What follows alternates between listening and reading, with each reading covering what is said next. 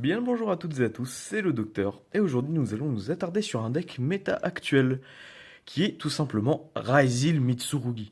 Raizil Mitsurugi, qu'est-ce que c'est? Déjà l'archétype Raizil est un archétype de monstre basé sur les X64 qui vont à la fin de votre board créer énormément de negate détruits, qui est assez forte, et l'archétype Mitsurugi est un archétype basé sur le rituel, l'invocation rituelle, qui fait que ce sont des monstres qui pourront être invoqués uniquement par une certaine magie comme nous le verrons prochainement. Nous allons d'abord passer en revue le deck que je vais vous présenter, du moins une decklist à ma sauce. Puis je vous démontrerai le one card combo du deck basé sur 7 petites cartes. Commençons ma foi tout de suite. Tout d'abord nous jouerons 3 Extra Exil. Extra Exil c'est quoi? Nous en jouerons 3. Mais c'est un monstre qui peut s'invoquer très facilement en envoyant un monstre depuis votre extra deck au cimetière, qui est du coup très fort et très facile à invoquer, qui vous fera ajouter depuis votre deck à votre main un monstre tonnerre niveau 4 lumière. Ensuite nous jouerons Ice Razil. Ice Razil c'est quoi? En x3 bien sûr nous le jouerons. Ice Razil, vous pourrez le spé en envoyant une carte depuis votre main ou terrain au cimetière, puis pour l'invoquer spécialement. Puis, si cette carte est invoquée normalement, je dis bien, vous pourrez invoquer un monstre Raizil niveau 4 depuis votre deck. Nous jouerons en 3 fois. Ensuite, nous jouerons Sword Raizil. Sword Raizil, c'est très simple. Vous pouvez l'invoquer gratuitement, mais vous serez lock en X64, comme généralement toutes les cartes de l'archétype du deck, je n'avais pas mentionné.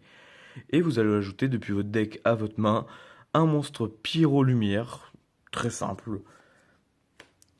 Ensuite, nous aurons Neuraizil. Neuraizil qui est invocable très facilement, pareil comme ses prédécesseurs, si vous avez un monstre X6 dans votre cimetière ou terrain. Du coup, et si cette carte est sur le terrain, vous pouvez faire l'effet suivant.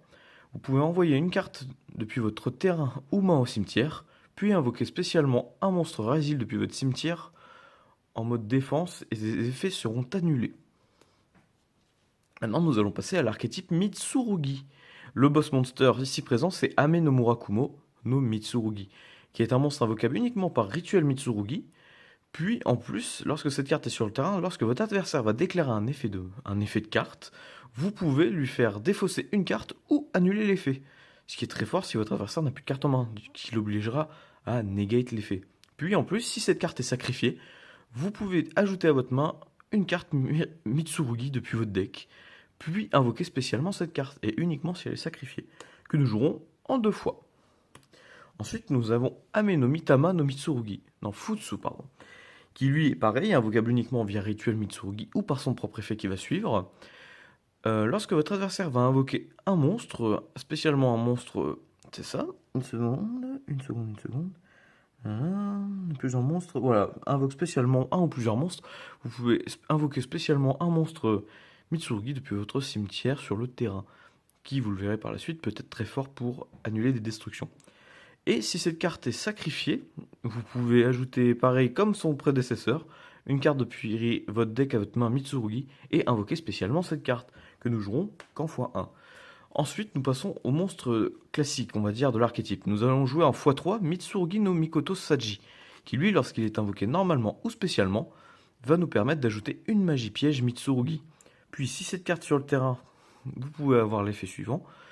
Si un ou plusieurs monstres que vous contrôlez vont être détruits par battle ou par un effet de carte, vous pouvez sacrifier cette carte à la place pour, on va dire, annuler la destruction.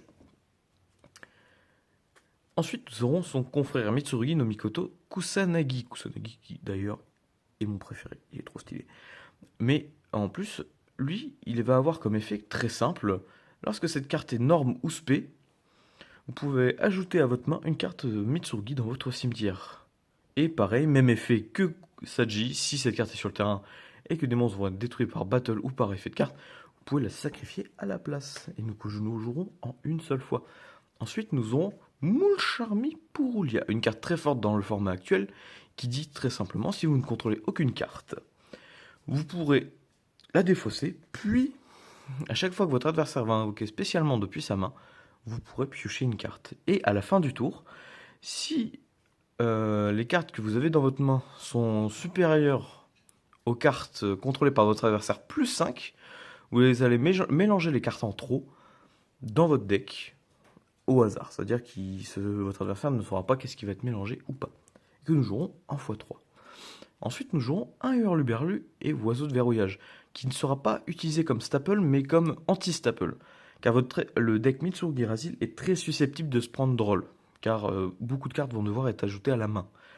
Du coup, que vous jouerez un combo avec désignateur de la suppression. Que nous jouerons bien sûr qu'en une seule fois. Ensuite, nous aurons Rituel Mitsurugi. Pareil, c'est la carte qui va permettre d'invoquer les boss monsters de l'archétype du même nom, qui est très simple, il a deux effets. Qui dit lui-même, vous pouvez invoquer rituellement un monstre rituel reptile depuis votre main deck en sacrifiant des monstres reptiles depuis votre main ou terrain dont le niveau est égal au niveau du monstre rituel.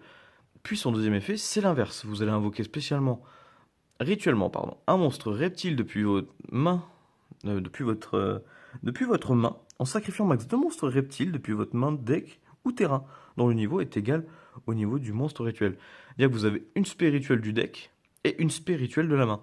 Et chacun des effets ne peut être utilisé qu'une seule fois par tour. Vous verrez qu'il est très important pour la suite de faire les deux effets. Ensuite, nous aurons Prière Mitsurugi. Prière Mitsurugi, vous pouvez l'activer, choisir un des effets suivants. Ajouter un monstre Mitsurugi depuis votre deck à votre main ou recevez 800 de damage, puis invoquer spécialement un monstre Mitsurugi depuis votre main au cimetière, mais il ne peut pas attaquer directement. Mais aussi, vous pouvez sacrifier, lorsque vous activez cette carte, un monstre reptile, et vous pourrez faire les deux effets à la suite. Ce qui est très fort. Du coup, vous aurez une tuto et une spé. Ensuite, nous aurons Croisement Razil. Croisement Razil, qui est très simple, pareil. C'est la magie de terrain de l'archétype du même nom, qui fait que vous ne pourrez pas contrôler deux monstres Xyz du même nom. Ce qui fait qu'imaginons que vous avez deux utopies sur le terrain. Vous avez un utopie, vous ne pourrez pas invoquer un autre utopie en plus. Mais aussi, c'est très simple, vous pouvez cibler deux cartes Razil, ça peut très bien être une magie ou un monstre. Vous allez les mélanger en deux, vous allez les mettre en dessous de votre deck dans l'ordre de votre choix, puis vous allez piocher une carte. Mais aussi son effet le plus puissant est le suivant. Lorsque votre adversaire active un effet de monstre et qu'il se résout, vous pourrez faire effet croisement, détacher un matériel d'un monstre X sur le terrain et annuler l'effet, ce qui est très fort.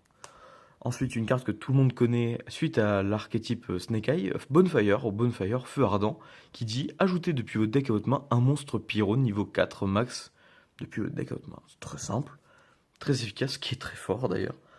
Et comme dit précédemment, nous allons jouer désignateur de la supplétion avec Droll, Hurluberlu, car étant donné que notre deck est très susceptible à cela, nous jouons ceci qui est dit très simple pour vous expliquer.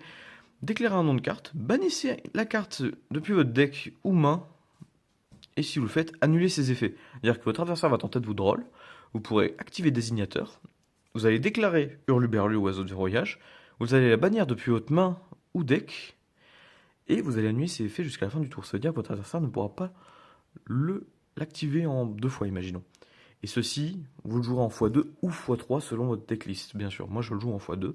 Nous aurons un Call by the Grave, cibler une carte, un monstre dans le cimetière, bannissez-le et annulez ses effets jusqu'à la fin du prochain tour. Pareil, ceci est un anti-staple. Par exemple, votre adversaire va tenter de faire un shifter, migrateur dimensionnel. Vous activez, vous le bannissez, et ça va annuler ses effets jusqu'à la fin du prochain tour. Ce qui est très très fort. Ensuite, nous aurons un poussé des triples tactiques. Lorsque votre adversaire a activé un effet de monstre ce tour, vous pourrez poser sur votre terrain une carte magie piège normale. Puis si votre adversaire contrôle un monstre, vous pouvez l'ajouter à votre main.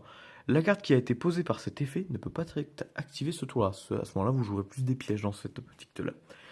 Puis nous aurons Gouttelette de l'interdit. Gouttelette de l'interdit que nous jouerons en x3, étant donné que c'est une carte très très forte.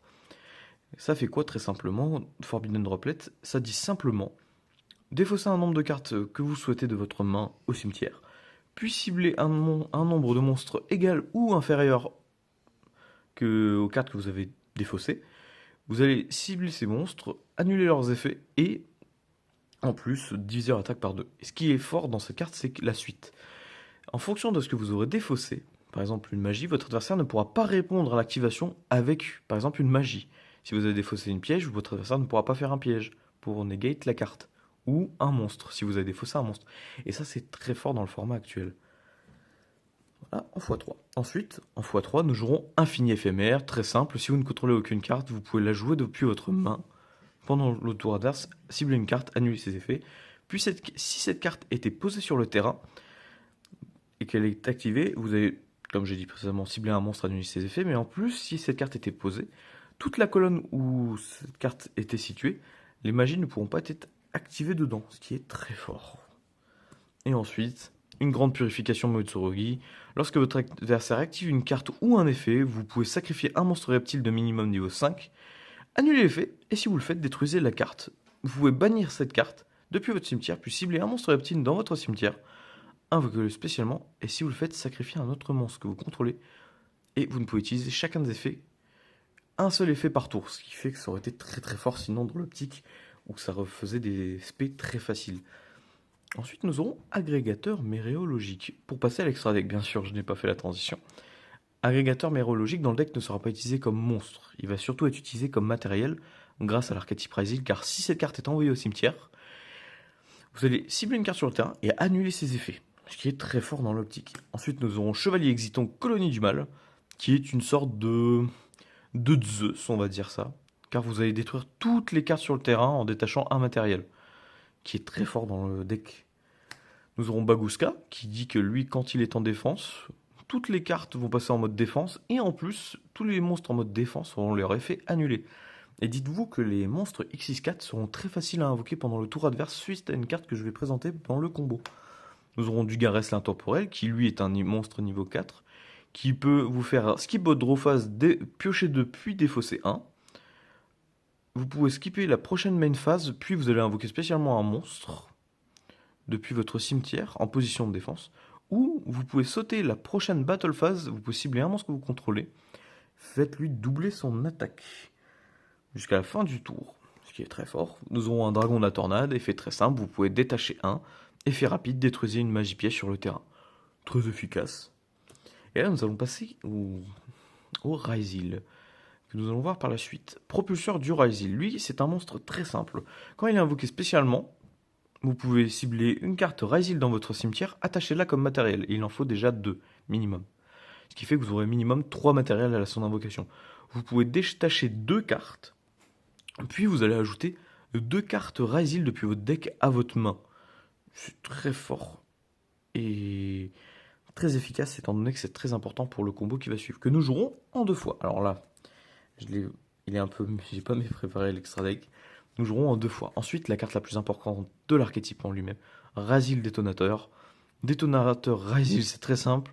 Lorsque déjà cette carte est invoquée spécialement, vous pourrez cibler une carte dans le cimetière, l'attacher en tant que matériel, ce qui est très fort, vous le verrez pour un certain monstre. Ensuite, lorsque votre adversaire active un effet, vous pouvez détacher un et détruire la carte. Très simple, efficace, et ça c'est tant qu'elle a du matériel. Et en plus, si un monstre X6 que vous contrôlez va être détruit par battle ou par un effet de carte, vous pouvez détacher un matériel de cette carte à la place, ce qui est extrêmement fort. Bien sûr, nous jouerons en 2 fois. Ensuite, nous aurons Zeus, le tonnerre du ciel, qui est très simple. Si un monstre X6 que vous avez combattu ce tour-ci, vous pouvez l'invoquer par-dessus, et c'est un raseur de board. S'il arrive, c'est détacher 2, envoyer toutes les cartes sur les terrains au cimetière. Très efficace, très fort. Nous jouerons une fois pour la sécurité.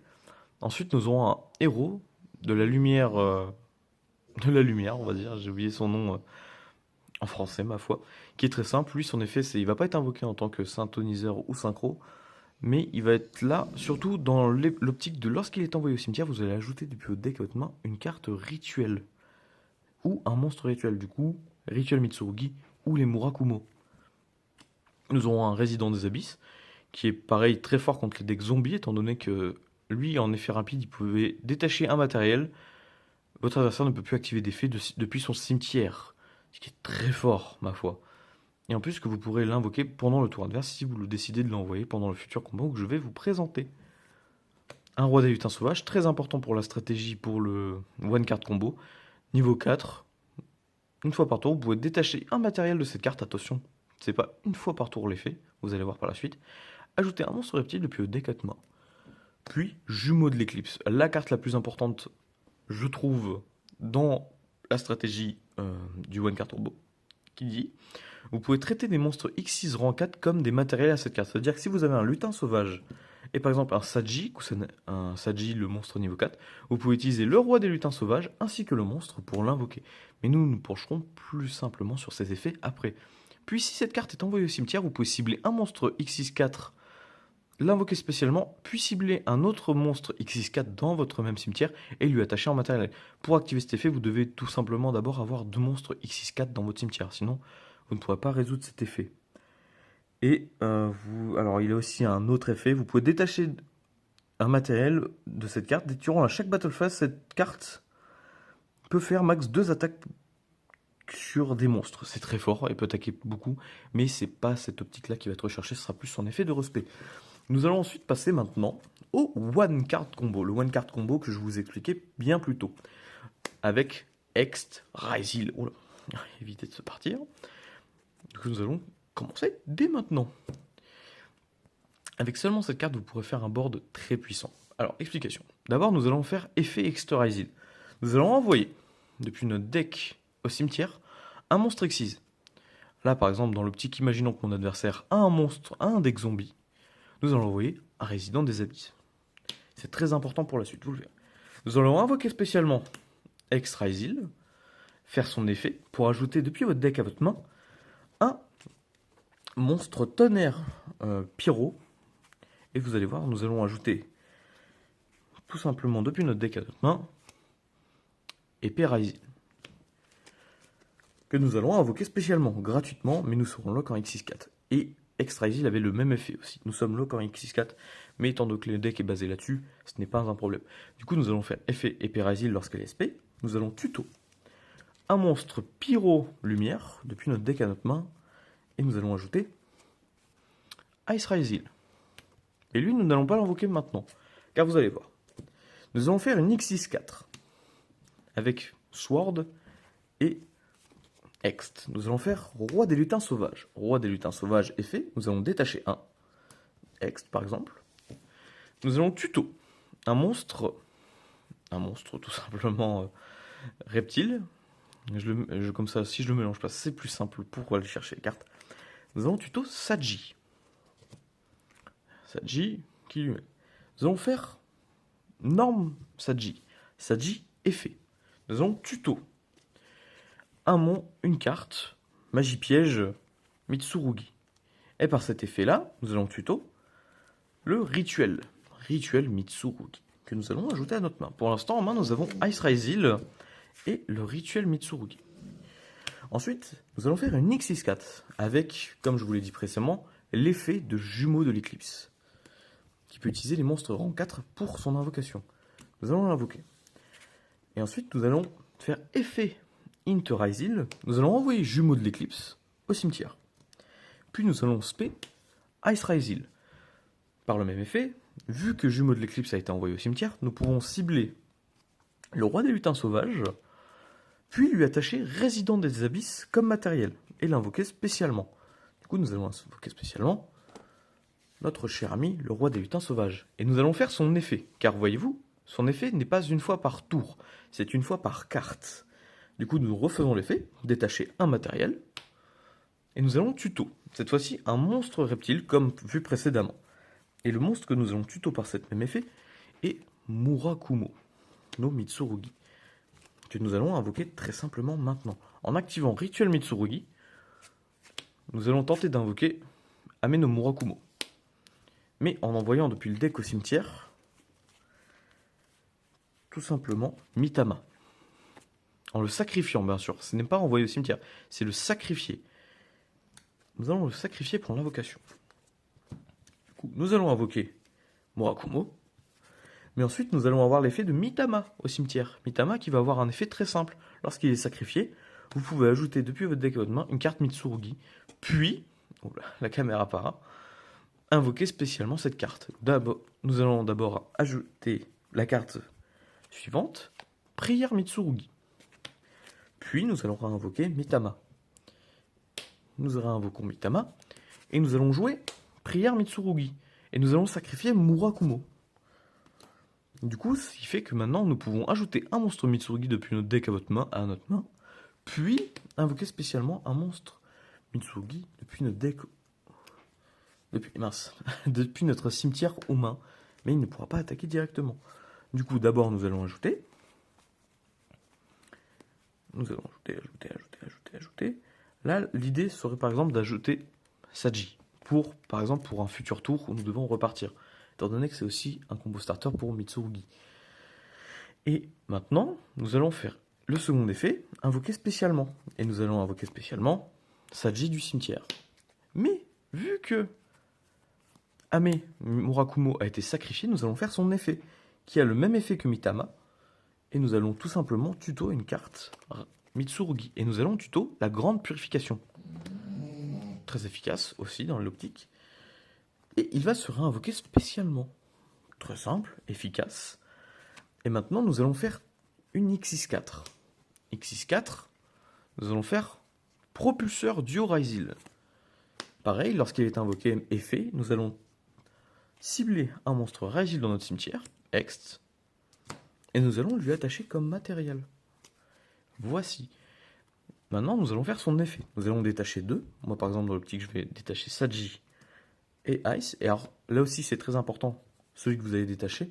Car si vous détachez les deux Raisil, vous pourrez faire l'effet du terrain, comme je l'expliquais plus tôt, pour target 2 et piocher 1.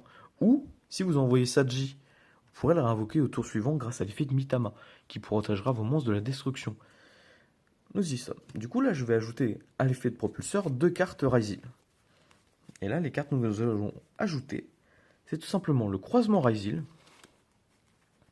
et Nœud Raisil. Vous verrez par la suite. Hop. Nous les ajoutons à notre main, ce qui nous fait déjà une main de 4 cartes. Puis, nous allons spé Nœud Raisil, étant donné que nous avons un monstre X6 rang 4 dans notre cimetière, avec jumeaux, ou sur notre terrain avec propulseur ou duo Raisil. Ensuite, par ce même effet, nous allons faire effet nœud, l'effet du nœud. Nous allons envoyer lutin sauvage au cimetière. Puis nous allons réinvoquer spécialement un monstre Raisil depuis notre cimetière.